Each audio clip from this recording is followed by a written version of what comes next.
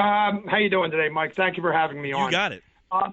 I don't think that was the real reason for the miss. I think, there's so many variables that come into account when you're kicking a field goal. And laces kind of balance the ball. And, every kicker likes to have those laces up front. But when you get to someone of Blair Walsh's stature and, his ability, like you said, he drilled one from the high 40s right down the middle with the laces. And, I don't think it hurt him that much.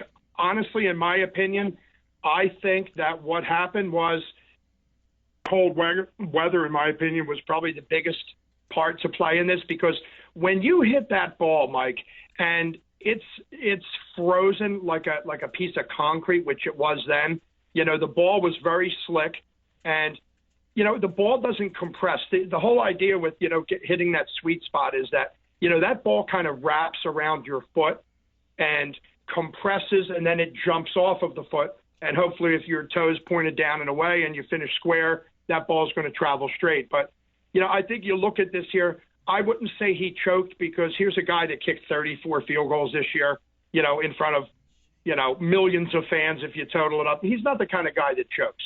I think weather had a big role to play, and at that particular instant, let's face it, if we're out there and it's minus 29 degrees out, most people are fighting just to try to stay warm and just try to stay alive, let alone the perfect mechanics needed to kick a field goal. So I think it was just one of those things. He's human. Humans make mistakes. And, I know he's going to be chastised and he's going to be frowned upon, but, the guy's human. And I just retweeted something that said, Blair Walsh is human. Let's treat him that way. Well, yeah, and I guess when you look, Jim, at the way he missed it, it wasn't even close. I guess that's right. Where people wonder, was there something with the footwork? Now, what about a right-footed kicker kicking from the left hash? Apparently, they were supposed to run the ball to the right side, and Peterson kind of reversed course and went to the left side there.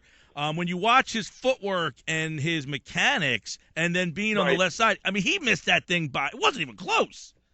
It wasn't close, yeah. And, as I watch these things as a kicking coach, and I have a very analytical eye. When I watch these guys kick, I really kind of – a lot of times I'll actually film them on my iPad and play it back and just, really looking at their mechanics. But, his swing was what we call kind of a flat swing. He came down hard and across and just completely came across his body. Could he have slipped on a slick piece of the surface? Possibly. There's so many factors, but the bottom line is he didn't finish square, and he completely wrapped his body around left, and he came so far left that he just over adjusted. So a lot of kickers when a kicker's kicking left hash, and they're coming in, a lot of right-footed kickers have this fear of leaving the hips open and not kind of stroking nice and square, and they leave them a little bit open. They miss it right. So in retrospect, sometimes guys swing a little more than they have to. But honestly, I think if this was a 40 or 50 degree day, I think he made that kick. And I also think if it's a 40 degree day, that they put that ball in the end zone instead of just relying on kicking points. Interesting. Jim Cooper is with us, 5-star kicking camps, and it's 5starkicking.com. For you young guys out there who want to try to get better at kicking and snapping and punting. And it seems like it's just so routine. It's, and one tiny little misstep or just something out of your routine can cause you to miss to that, degree where 27 yards, my gosh, you probably get a guy like me who's never kicked before can probably hit 50% of them if I just got into a routine.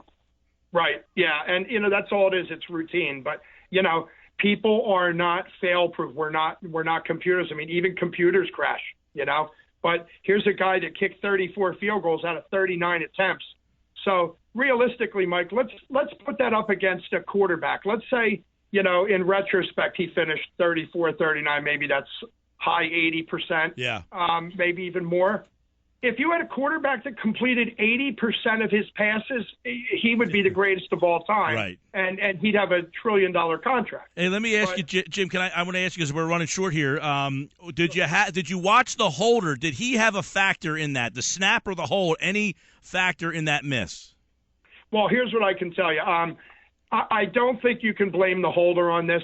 I think with the weather conditions and that cold, frigid field and that ball so slippery, I think if anything, he was probably told just get the ball down and, get a slight lean towards the holder and don't worry so much about spinning it because Gotcha. If he spins it inadvertently too much, that thing could just fall right over. All like right. you saw it do once in those field goals. Yeah, and I was wondering about that because the first time he didn't spin it either. He just let the laces go free, but 47 yards, Exactly. boom, right down the middle. Jim Cooper, Exactly. 5-star kicking. Follow that on Twitter as well, at 5-star kicking. And the number 5starkicking.com. Jim, we appreciate some time. Thank you so much. Thanks for having me, Mike.